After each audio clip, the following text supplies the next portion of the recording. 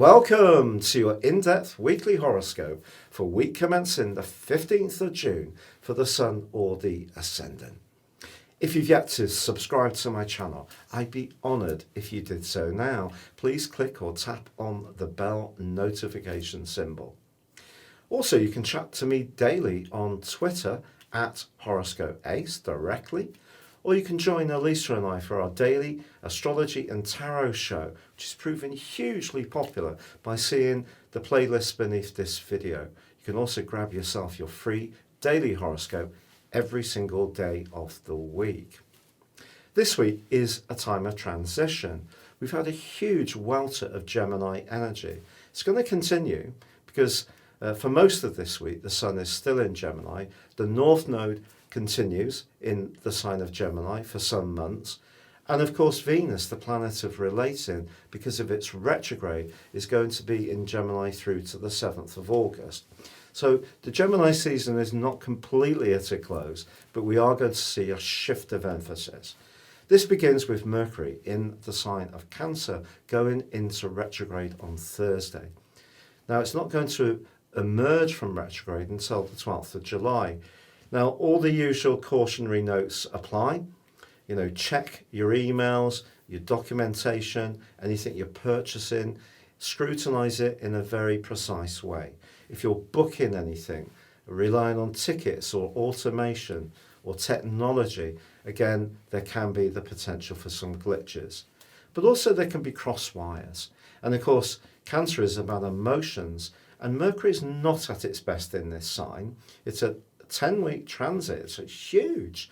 So really and truly, we need to get used to the fact that people are going to be sharing more of their feelings, manifesting their feelings, but how we share things is not always how it's received. And that can be the challenge of Mercury retrograde.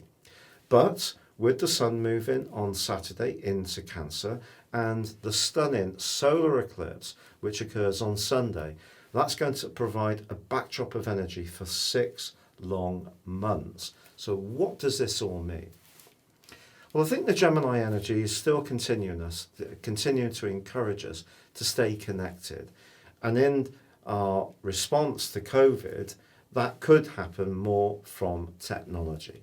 So that can become a sort of more ongoing part of our life purpose. And of course, it has been getting stronger and stronger over the last 20 years or so anyway. But the Cancer energy is just reminding us that we're all human beings, and just working through the prism of computing or technology isn't going to meet all our needs. We need fraternity, and that means closeness.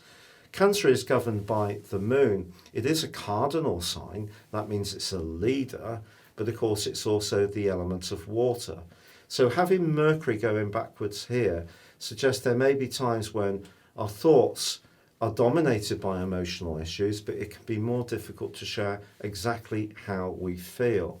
So what I feel the eclipse is encouraging us to do is try to find some traction and to bring a greater focus to the need for nurture, for caring into our existences.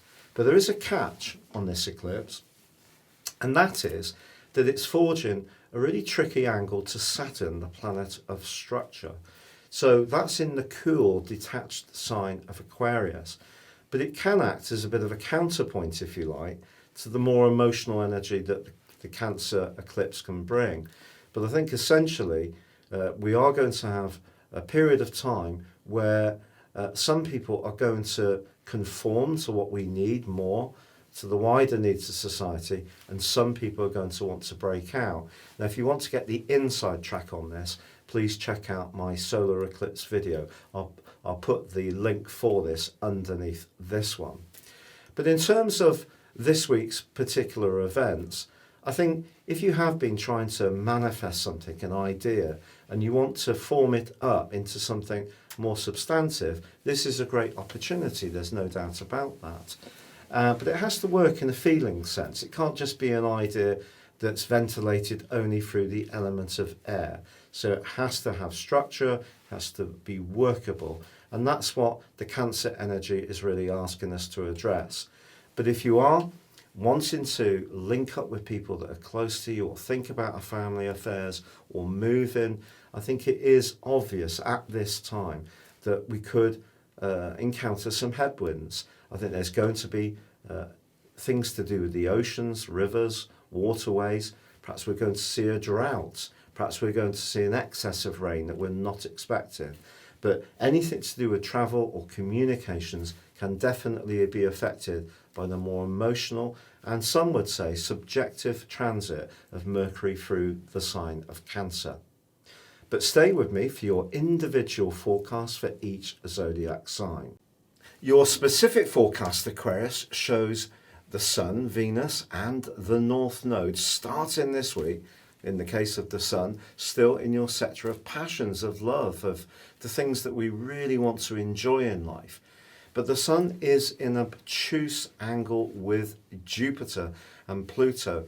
So the more psychological side of your nature or situations can still inform how you're going to manifest that more creative or loving side of your nature. And then we have a big shift of emphasis coming. From Thursday, Mercury, the planet of communication, which is exalted in your sign and governs your second decan, well, that goes into retrograde in a very practical area. So anything to do with appointments, pets, practicalities, can all be subject to some glitches and delays through to the 12th of July and perhaps even to the 29th, because that's when Mercury eventually comes out of shadow. But the Sun moves into this location on Saturday, followed by a solar eclipse. So the second half of this year is really pushing you to get uber organized. If your life is working like a well-oiled clock, it will actually free up time for you to do the things that really engage you. So it may not sound very sexy stuff, this, but if you are in a job which doesn't bring you an awful lot of satisfaction, perhaps Mercury retrograde is pushing you to rethink how can you redirect your energies, your skills into something that gives you much greater personal satisfaction. And helping others may be part of this. It can also be a great time with this solar eclipse to start thinking more about your physical welfare, to get a bit fitter, be more conscious of the nutrition that you're putting in your body, cooking more stuff from scratch, and just in general, trying to get all the basics in your situation working that much better. It's been a real pleasure being with you.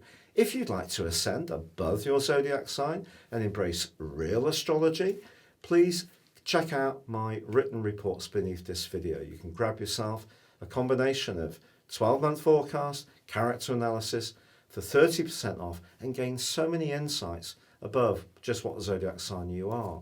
Or you can choose to have a one-to-one with me. Please see the testimonials below. But for now, take care, keep safe, and good luck.